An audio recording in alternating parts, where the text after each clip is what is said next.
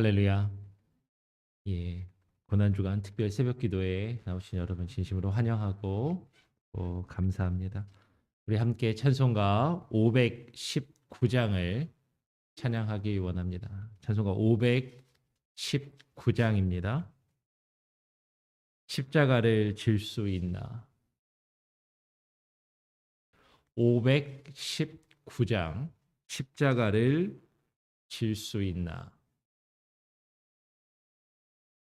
십자가를 질 수 있나 주가 물어보실 때 죽기까지 따르오리 저들 대답하였다.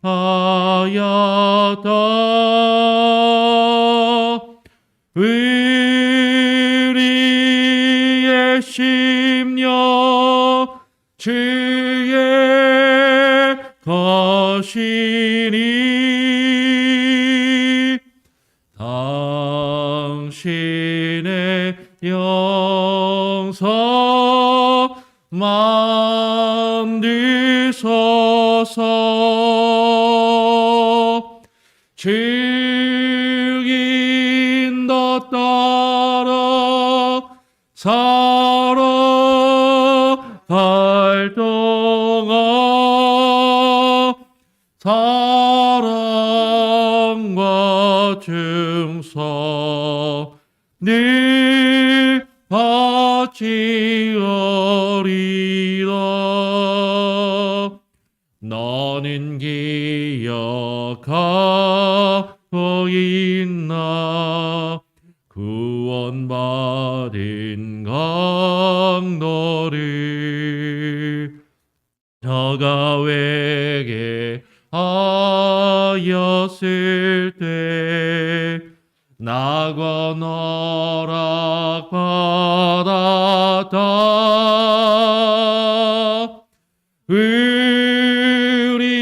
우리의 심령 주의 것이니 당신의 영성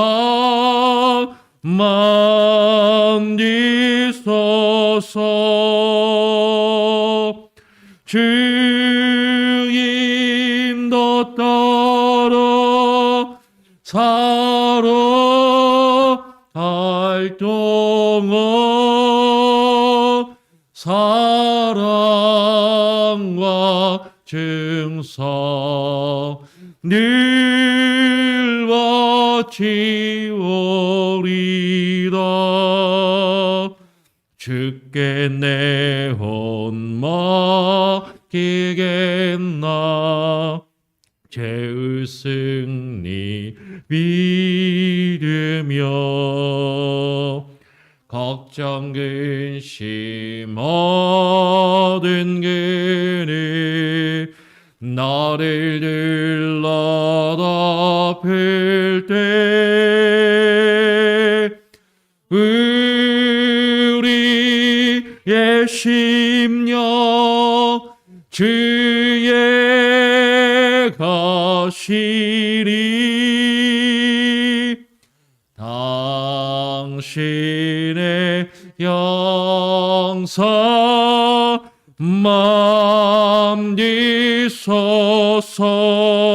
만드소서. 주인도 따라 살아갈 동안 사랑과 충성 늘 바치오리라.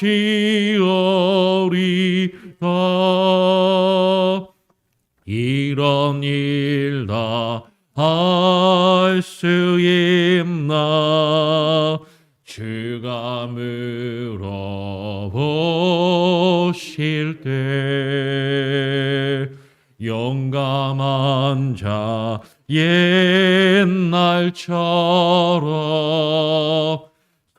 함께 대답하리라.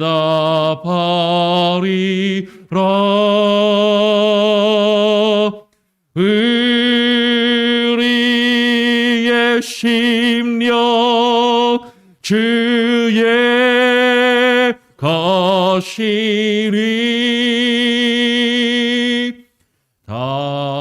당신의 영사 맘드소서.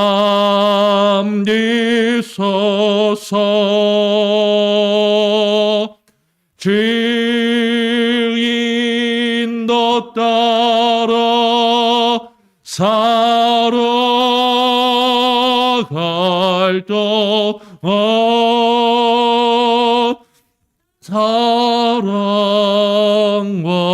증서 늘 바치오리다.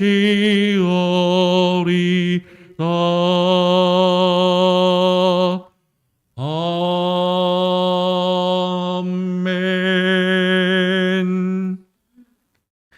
오늘 함께 나눌 하나님의 말씀은 마태복음 21장입니다. 마태복음 21장 12절부터 17절까지 말씀을 함께 교독으로 읽겠습니다. 마태복음 21장 12절부터 17절까지 말씀입니다.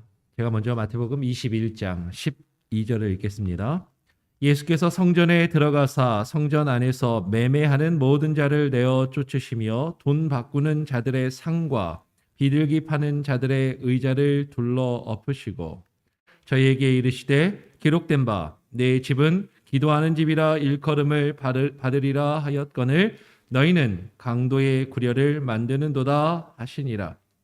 소경과 저는 자들이 성전에서 예수께 나아오매 고쳐주시니 대제사장들과 서기관들이 예수의 하시는 이상한 일과 또 성전에서 소리질러 호산나 다윗의 자손이여 하는 아이들을 보고 분하여 예수께 말하되 저희의 하는 말을 듣느뇨. 예수께서 가라사대 그렇다. 어린 아기와 젖먹이들의 입에서 나오는 찬미를 온전케 하셨나이다 함을 너희가 읽어본 일이 없느냐 하시고 그들을 떠나 성 밖으로 베다니에 가서 거기서 유하시니라. 아멘.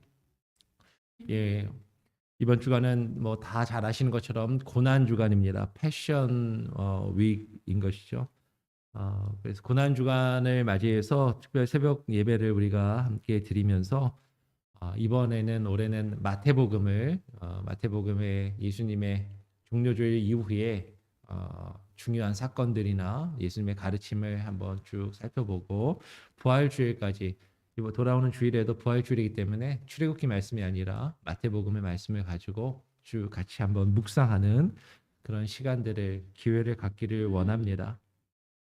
지난 주일은 우리가 종려주일로 함께 또 예배를 드렸어요. 물론 출애굽기 말씀을 보았지만 그 예수님께서 유월절 어린 양으로서 우리를 대속하시기 위해서 십자가의 죽음을 감당하시려고 예루살렘에 입성하신 그 날을 기념하는 주일이 종려주일인 것이죠.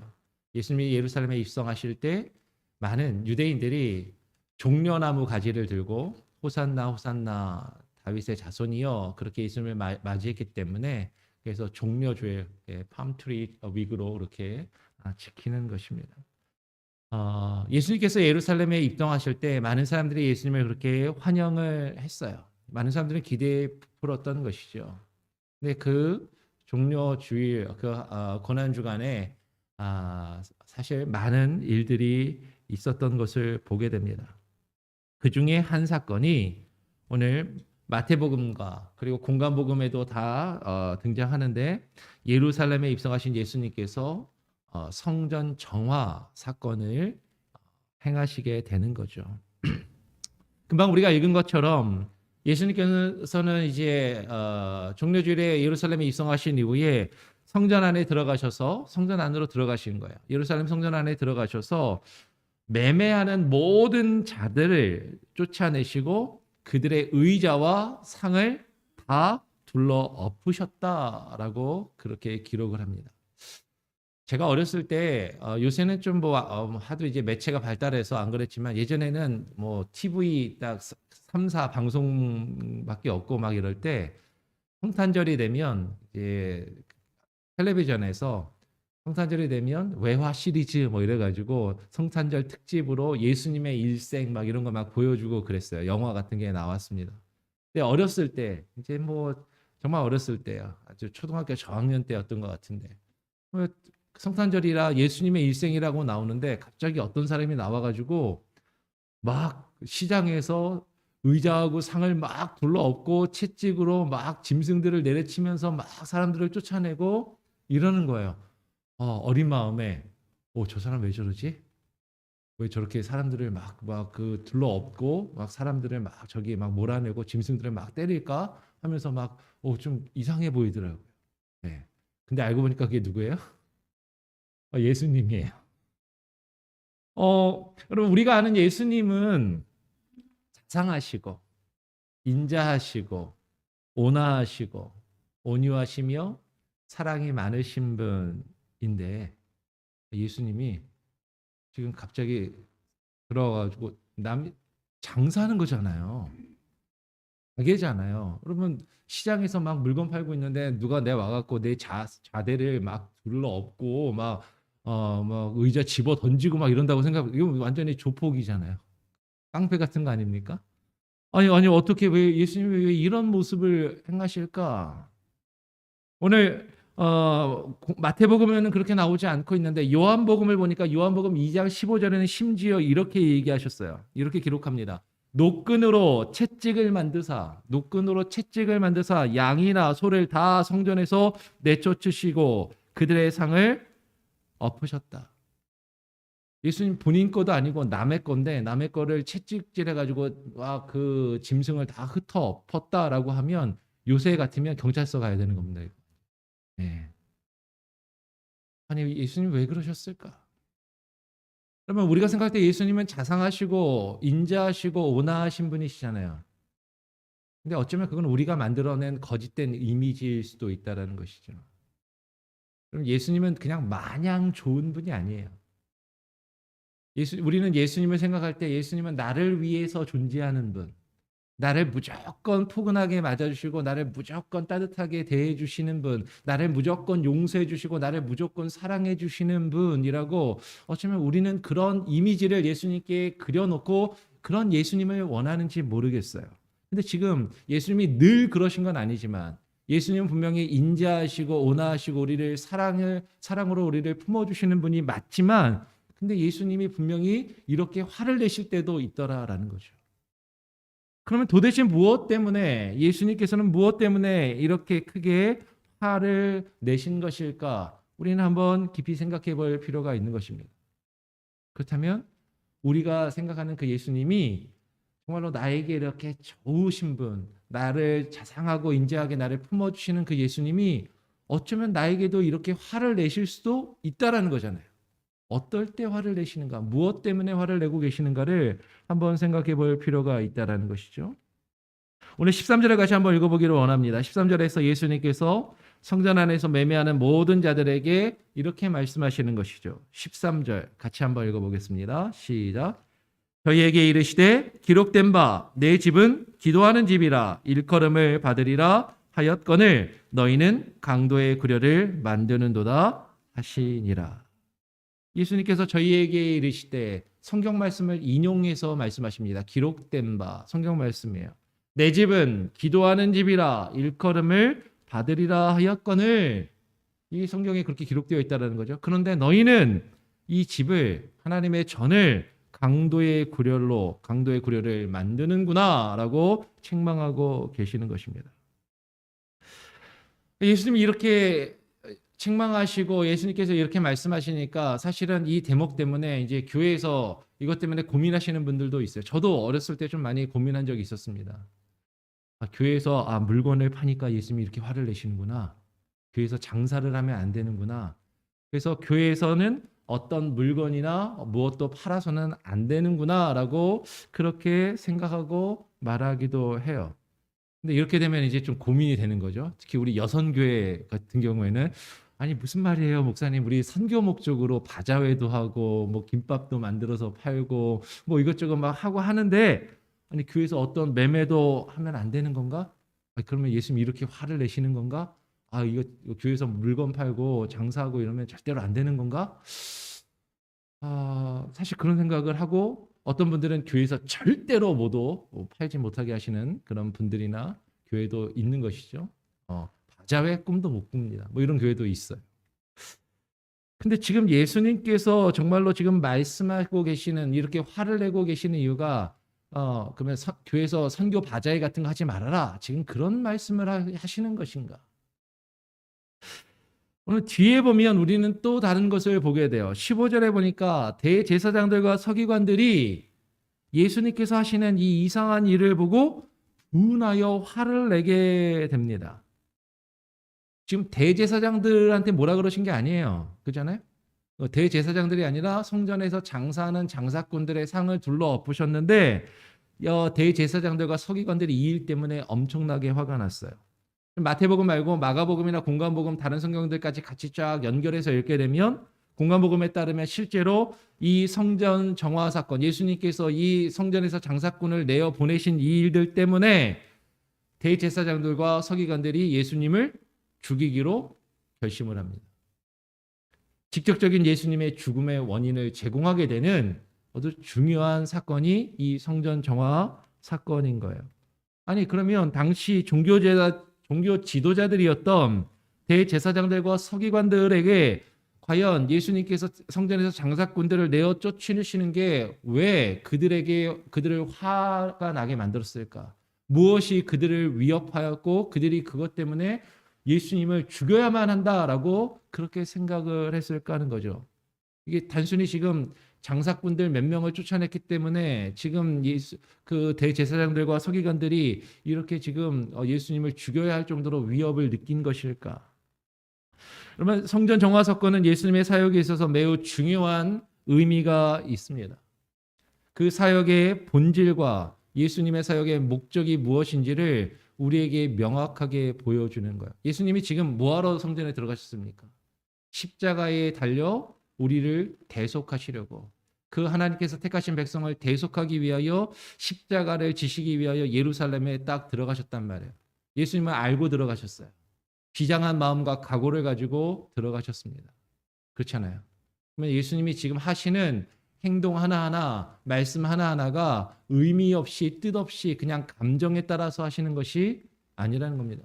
예수님이 뭐가 그날 기분이 되게 나빠가지고 감정이 욱 올라와가지고 참지 못하셔서 그냥 감정에 따라서 그런 일을 행하신 것이 결코 아니었다라는 거죠. 그러면 지금 예수님께서 의도가 있다라는 거예요. 십자가의 그 대속의 사건이 지금 무엇을 위한 것인지를 분명하게 드러내시고 나타내시기 원하신다라는 것이죠. 그러면 지금 예수님께서 왜 무엇 때문에 이렇게 성전에서 이런 사람들을 내어 쫓으시고 장사하는 사람들에게 화를 내셨을까를 우리는 분명하게 정확하게 좀 더 이해하고 알 필요가 있다는 것입니다. 그리고 이 일이 왜 대제사장들과 서기관들에게 화가 나게 만들었고 그들에게 위협적인 그런 사건이 되었을까 하는 것이에요. 그러면 유대인들은 율법에 따라서 1년에 3번 3대 절기가 있습니다. 성전에 올라가서 제사를 드려야 했어요. 유대인들의 구약의 율법에 따라서 3번 올라가야 하는 절기가 뭐죠? 유월절, 칠칠절, 초막절, 이렇게 3개의 절기입니다. 무교절이라고도 하는 유월절, 그리고 오순절로도 불리는 초막절, 수장절로도 불리는 칠칠절하고 수장절로도 불리는 초막절, 이렇게 3개의 절기가 있습니다. 1년에 3번 예루살렘에 올라가서 하나님께 제사를 드리는 게 율법의 규정이었어요. 그런데 실제로 모든 유대인들이 매년 1년에 3번씩 예루살렘에 올라가는 게 결코 쉽지가 않았습니다. 왜냐하면 당시 유대인들은 예루살렘 근처에 다 모여서 살았던 게 아니에요. 우리가 지금 우리 교회가 몽고메리에 있으니까 다 몽고메리 지역에 살아서 우리 교회로 오기 쉬운 게 아니라 그냥 비근하게 애틀란타만 돼도 차로 한 3-4시간이면 갈 수 있지만 그래도 애틀란타 한번 갔다 오는 거는 맘먹고 한번 가야 되는 거잖아요. 근데 지금 당시 유대인들은 실제로 바벨론의 포로로 끌려온 이후에 헬라 제국과 로마 제국의 식민 통치를 받으면서 유대인들은 바벨론에서 아직 안 돌아온 사람들도 있었고요. 그리고 헬라 제국에 의해서 로마 제국에 의해서 전 세계에 예수님 당시부터 이미 흩어져서 살고 있었어요. 그 흩어져 살았던 유대인들을 디아스포라 유대인이라고 그러는 겁니다. 특별히 서구 유럽권에 흩어진 유대인들을 디아스포라, 또 아프리카 지역이나 중동 지역에 흩어진 사람들을 아슈케나짐 뭐 이렇게 불러요. 어쨌거나 그냥 통틀어서 그냥 일반적으로 디아스포라라고 이야기를 합니다. 그러니까 엄청나게 떨어져 있는 거예요. 요새처럼 뭐 차나 교통이 발달한 것도 아닙니다. 그렇잖아요? 한번 예루살렘의 성전에 가려고 하면 엄청난 시간과 엄청난 돈을 들여야 지금 예루살렘에 한번 방문을 할 수가 있는 거예요.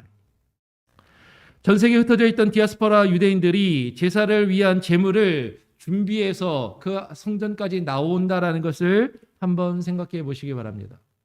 여러분 그냥 뭐 하루길이 아니에요. 몇 날 며칠을 혹은 몇 달을 걸려서 배를 타고 산을 넘고 강을 건너고 그죠? 골짜기를 지나서 광야를 지나서 힘들게 와야 하는 것이에요. 오늘날도 무슬림들이 성지순례라고 하면서 그 무슬림 사원들이 있잖아요. 그죠?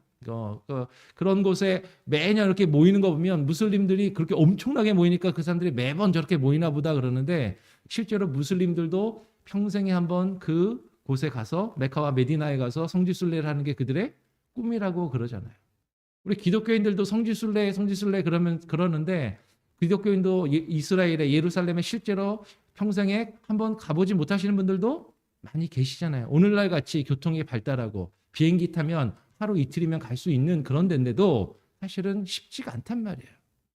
근데 그 당시에 교통도 어렵고 여러 가지로 어려운 그 상황에서 이제 유대인들이 예루살렘에 나와서 제사를 드리는 것이 결코 쉽지가 않았습니다. 근데 그 제물을 예루살렘 성전에 나오기 위해서는 자신의 일도 멈춰야 돼요. 돈을 버는 것도 멈춰야 됩니다. 모든 것을 다 멈추고 결단하는 마음으로 그 제물을 들고 나와야 하는 거죠. 근데 그 제물을 내가 집에서 기르던 양, 내가 집에서 기르던 염소, 집에서 기르던 짐승을 끌고서 그 험한 길을 오기가 쉽겠어요? 어렵겠어요?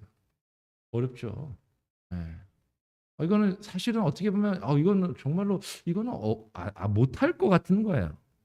그 가지고 오다가 짐승이 다칠 수도 있고 상할 수도 있고 병들 수도 있고 죽을 수도 있고 그렇잖아요. 네, 그러니까 멀고도 험한 순례의 길에서 그들이 가지고 오는 제물은 그렇게 온전한 제물을 성전에 바쳐야 될 제물을 가지고 오기가 쉽지가 않았단 말이에요. 근데 당시의 대제사장들과 서기관들은 성전에 와서 제물을 바치는 것을 아무거나 바칠 수 없게 했죠. 자기들이 딱 봐서 인정하는, 딱 가지고 왔는데 멀리서 가지고 왔는데 딱 보니까 상처가 있고 흠이 있단 말이에요. 빠꾸. 네, 이거는 하나님께 바칠 수 없습니다. 근데 얘기하는 거죠. 저기 우리 대제사장들과 우리 제사장들과 서기관들이 공식적으로 인정해준 목장에서 잘 키운 아주 검증된 양과 염소와 짐승을 여기서 파는데 저거 사가지고 와서 제물로 바치면은 손쉽게 제물을 바칠 수 있고 그건 우리가 인정해 줍니다. 그러면 그 제물을 바치는 사람들의 입장에서는 힘들게 짐승을 거기 집에서부터 멀리 끌고 올 이유가 있어요, 없어요? 없단 말이에요. 거의 장사꾼이 그래서 필요한 거였어요. 그리고 성전에 오면은 예수님 당시에도 베드로가 얘기했던 것처럼 예수님과 저를 위해서 성전에 온 유대인들이 성전세를 내야 됐어요. 성전세를 내야 되는데 당시에 성전세를 제사를 드리기 위해서 성전에서만 통용되는 성전세를 유대인들이 성전에서만 사용하는 세겔로 내야 됐습니다. 세겔로 내야 됐어요. 근데 당시에 그 로마 시대에는 어떤 화폐를 썼냐면 데나리온이라는 가이사의 얼굴이 새겨져 있는 데나리온이라는 화폐를 성전에서 드려야 되는데 이제 그 데나리온을 성전에서 안 받았단 말이에요. 그러니까 멀리서 성전을 찾아온 순례객들을 위해서 성전에서 그 성전세를 바치기 위해서는 데나리온을 뭘로 바꿔야 돼요? 성전에서 받는 세겔로 반세겔씩 바쳤거든요. 세겔로 바꿔야만 했다라는 거죠. 그러니까 멀리서 온 성전을 찾아온 순례국들에게 편의를 제공하고 그들이 예배를 아주 잘 편리롭게 그리고 안락하게 제사를 할 수 있도록 그들에게 어떤 편의를 제공한다는 목적으로 성전 안에 장사꾼들이 있었던 거예요. 그러니까 성전 근처에서 제사장들과 서기관들이 인정을 하고 제사장들과 서기관들에게 자신이 번 것을 어떻게 해요? 또 세금으로 떼어서 바치는, 그러니까 인정을 해주니까 제사장들과 서기관들에게 돈을 또 주는 그런 인정하는 재물을 키워서 순례객들에게 공급하여 판매하는 것이었죠. 순례객들은 소나 양이나 음소를 또 바치는 것도 기도했겠지만 많은 사람들은 어떻게 했겠어요? 그냥 딱 가면은 비둘기도 하나님 받으신단 말이에요. 네. 비둘기 한 마리 딱 사가지고 성전에 들어가면 되는 거예요. 그리고 당시에 로마 제국에서 생활하던 데나리온을 이제 성전에서만 받는 세겔로 바꿀 수밖에 없었던 것이죠. 그러니까 돈 바꾸는 자들이 있었다라는 것입니다. 순례객들에게 편의를 제공한다는 목적으로 그 중간에서 자신들의 이득을 챙기는 자들이 있었다라는 거죠. 그것으로 자신들의 이득을 삼고 그것으로 제사장들과 서기관들도 자신들이 어떤 부를 축적하고 자신들의 권한을 사용해서 자신들의 이득을 챙기는 그런 일들이 있었다라는 거예요. 대제사장들과 서기관들의 비호 아래서 성전에서 장사하고 그들에게 세금과 뇌물을 바쳤던 것이죠. 그러니까 예수님께서 지금 그 성전에서 물건 파는 자들을 내어 쫓으신 것은 단순히 장사꾼 몇 명을 내어 쫓으신 게 아니라는 거예요. 대제사장들과 서기관들이 볼 때는 자신들의 권위를 도전하고 있는 거죠. 자신들이 하고 있는 그런 일들이 잘못되었다라고 지금 정면으로 도전하고 있는 것으로 여겨지는 겁니다. 그러니까 그들이 저거 그냥 놔둬선 안 되겠다. 근데 사람들이 막 따르네. 호산나 호산나 다윗의 자손이 하고 사람들이 저들을 따르네. 그러니까는 그냥 두어서는 안 되겠다라는 것이죠. 그러면 예수님께서 지금 무엇 때문에 화를 내고 계십니까? 아까 13절 읽었는데 다시 한번 13절을 한 번 더 읽어보겠습니다. 13절 한 번 더 같이 한번 읽어볼까요? 시작. 저희에게 이르시되 기록된 바 내 집은 기도하는 집이라 일컬음을 받으리라 하였거늘 너희는 강도의 구려를 만드는도다 하시니라. 기록된 바 내 집은 기도하는 집이라. 마가복음을 보니까 내 집은 만민이 기도하는 집이라 라고 했습니다. 만민이 기도하는 집이라. 그러면 내 집은 만민이 기도하는 집이다라는 거 말씀하셨을 때 여러분 이 의미가 어떤 의미인가 우리는 고민해 볼 필요가 있는 것이죠. 하나님의 집은 만민이 기도하는 집이다. 그러니까 어떤 사람들은 사실 그렇게 생각해요. 만민의 포커스를 두고 만민이니까 누구나 다 와서 모든 사람이 많은 사람이 와서 같이 예배에 참여할 수 있도록 해야 하는 것이 아닌가. 그러니까 어떻게 해서든 많은 사람들이 오게 하는 게 그게 교회의 목적이 아니냐라고 이야기하시는 분들이 있는 것 같아요. 그러니까 교회가 사람들이 원하는 것을 제공해 주어야 한다는 거죠. 사람들이 바라는 것을 제공해 주어야, 사람들에게 편리한 것을 제공해 주어야, 사람들이 교회에 왔을 때 쾌적하고 안락하고 편안함을 누릴 수 있어야 사람들이 교회에 올 것 아니냐. 그래야 편안하게 하나님을 예배할 수 있는 것 아니냐. 오늘날 많은 교회들이 성도들이 원하는 것을 제공해 주고 성도들이 나와서 하나님을 예배하며 하나님께 서비스하는 것이 아니라 교회가 교회를 찾아온 성도들에게 서비스를 제공해 주려고 지금 그렇게 하는 교회들이 성장하는 교회, 그렇게 하는 교회들이 부흥하는 교회라고 이야기하더라라는 것이에요. 많은 사람들이 원하는 것을 제공해 줍니다. 그러면 이것이 지금 예수님 당시에만 모습입니까? 제가 한국에서 사역하다가 교회를 중간에 옮길 일이 있어서 이제 대형 교회들을 조금 다니면서 이렇게 예배를 드려본 적이 있어요. 강남에 누구나 얘기하면 다 아는 큰 교회를 한번 갔습니다. 엄청나게 큽니다. 사람들 엄청나게 많이 몰려오더라고요. 네, 나름 거기도 열심히 있어요. 거기에 분명히 믿음이 있으신 분들 분명히 있다고 봅니다. 근데 딱 갔는데 저는 그날 깜짝 놀랐어요. 주일이잖아요. 주일에 딱 갔는데 교회 딱 로비에 딱 들어갔는데 교회 로비 한쪽 저쪽 옆면에 은행 창구가 있더라고요. 은행이 있어요.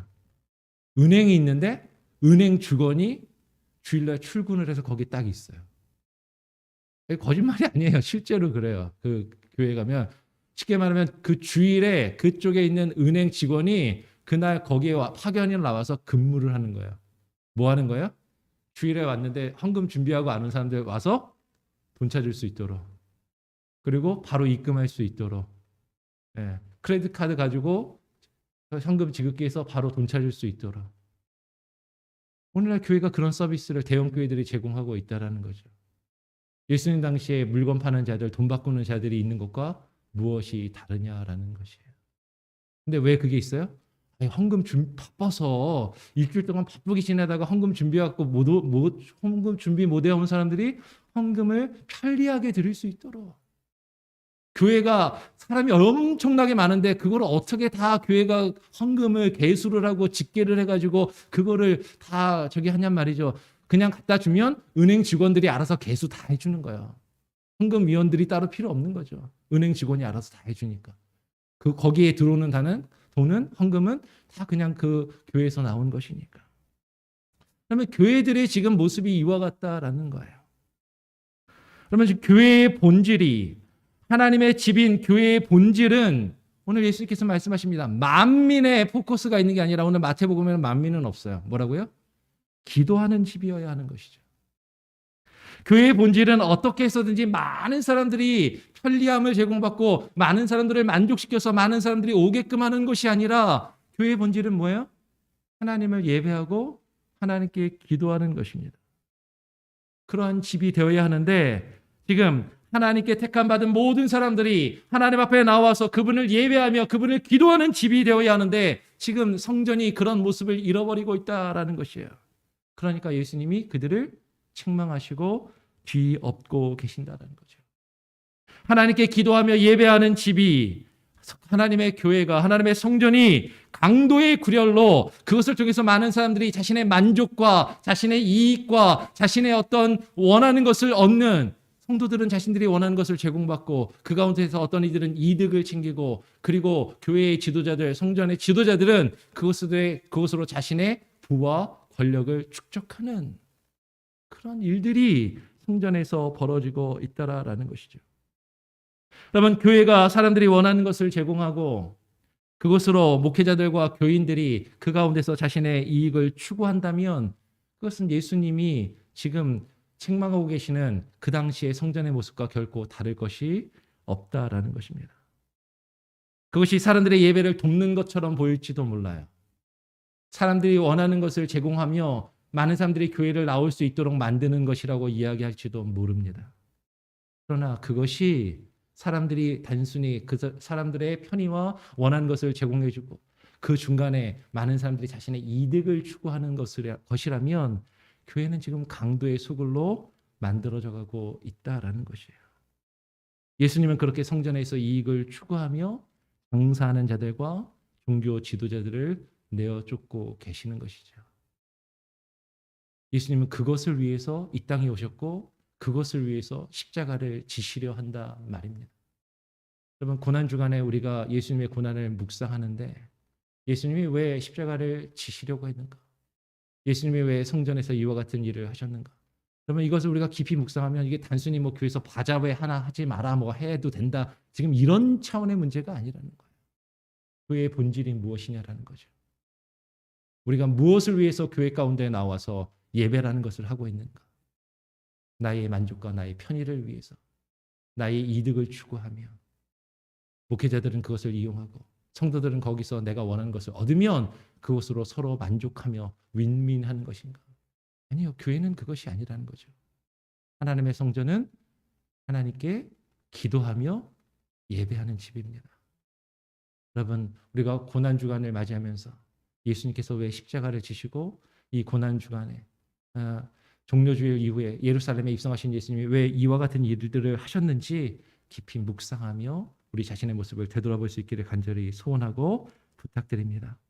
찬송가 144장을 함께 찬양하겠습니다. 찬송가 144장입니다. 예수 나를 위하여 십자가를 질 때. 144장입니다. 예수 나를 위하여 십자가를 질 때 세상 죄를 지시고 고쳐다 하셨네. 예수여 예수여 나의 죄 위하여 보배 피를 흘리니 죄인 받으소서.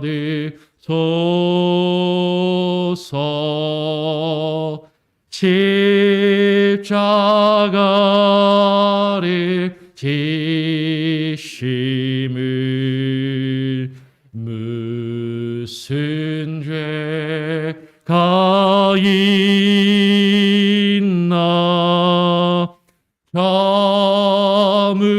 무지한 사람들 메시아 죽였네. 예수여 예수여 나의 죄 위하여 보배 피를 흘리니 죄인 받으소서.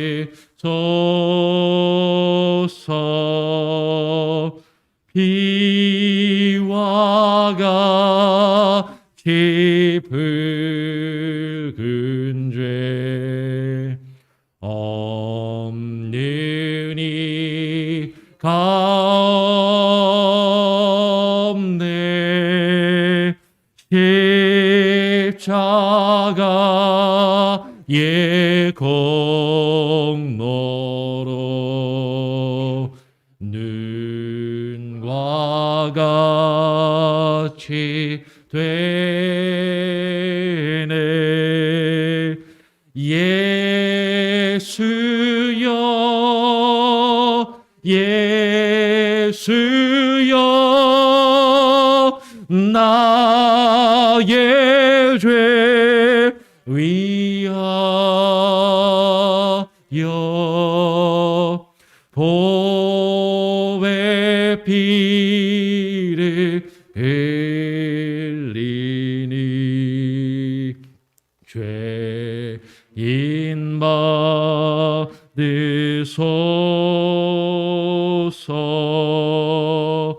아름답다 예수여 나의 좋은 친구 예수가 너 아니면 영원 영벌 받네. 예수여 예수여 나의 죄 위하여 보배 피를 흘리니 죄인 받으소서.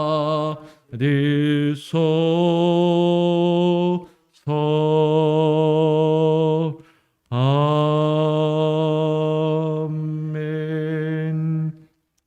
예, 기도 제목을 나누겠습니다. 오늘 나눈 말씀을 기억하시고 묵상하시기 바랍니다. 여러분, 어쩌면 우리는 교회에서 너무나도 익숙하게 여러 가지 것들을 제공받는 것을 당연하게 생각하는지 모릅니다.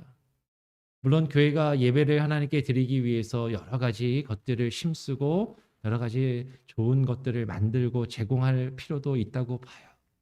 그런데 우리가 하나님께 나와 예배하며 하나님께 기도하는 것이 나의 신앙의 목적이요 본질인가? 아니면 교회 가운데 나와서 내가 원하는 무엇인가를 제공받고 교회가 나에게 제공해 주는 무엇인가를 얻기 원하여서 교회 가운데 나오고 있는 것인가? 우리 자신을 한번 되돌아보기를 원합니다. 그리고 우리 교회도 마찬가지인 것이죠. 교회가 성도들을 통해서 그리고 목회자가 자신의 만족과 자신의 이득을 추구하는 수단으로 지금 교회가 강도의 구렬로 변해가고 있지는 않은가? 어쩌면 우리는 너무나도 익숙해져서 너무나도 당연하게 생각해서 우리 자신의 모습을 바라보지 못하고 있을지도 모릅니다. 오늘 고난주간을 맞이하면서 정말로 예수님께서 성전을 정화하신 그 사건을 우리가 바라보면서 예수님이 이렇게 화를 내시고 예수님께서 이렇게 책망하시는 모습이 그 사랑이 많으시고 그 자비하시며 온유하신 분이 왜 이와 같은 일을 행하시는가?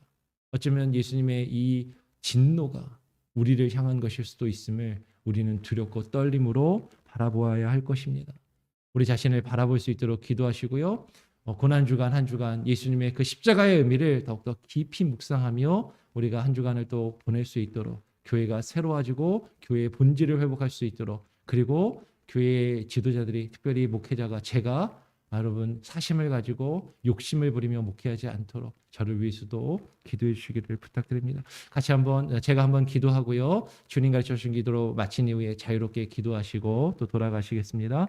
하나님 아버지 감사합니다. 오늘 이 아침 고난주간을 맞이하여서 예수님이 국료주일 이후에 행하셨던 일들과 그 중요한 사건들을 하나님 새벽에 돌이켜보기를 원합니다. 예수님께서 성전에 들어오셔서 가장 먼저 하신 일 가운데 하나가 성전을 정화하시며 성전에서 장사하는 자들과 돈 바꾸는 자들을 내어 쫓으신 것인데 하나님 어쩌면 이것은 그 당시에 많은 사람들이 성전에 나와 제사하는 것을 돕기 위한 것이라고 그들에게 편의를 제공하기 위한 것이라고 그렇게 여겨졌을 것으로 생각되는 하나님 그 일들 그러나 그것이 자신의 이득과 자신의 만족과 자신의 유익을 추구하는 수단이 되고 그것으로 하나님을 예배하는 그 예배의 본질이 흐려지고 있음을 예수님께서 책망하고 계심을 하나님 우리가 알게 하여 주시옵소서.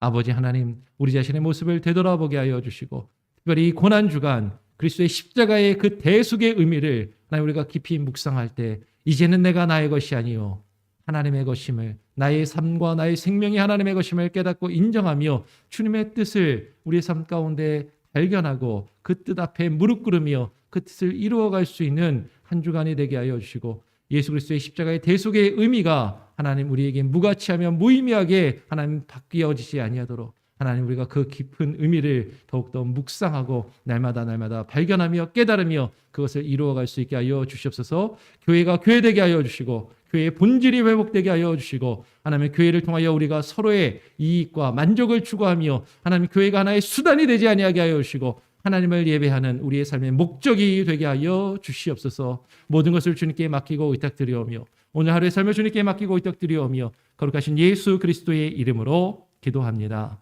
아멘. 하늘에 계신 우리 아버지여 이름이 거룩히 여김을 받으시오며 나라가 임하시오며 뜻이 하늘에서 이루어진 것 같이 땅에서도 이루어지이다. 오늘날 우리에게 일용할 양식을 주옵시고 우리가 우리에게 죄 지은 자를 사하여 준 것 같이 우리 죄를 사하여 주옵시고 우리를 시험에 들게 하지 마옵시고 다만 악에서 구하옵소서. 대개 나라와 권세와 영광이 아버지께 영원히 있사옵나이다. 아멘. 자유롭게 기도하시기 바랍니다.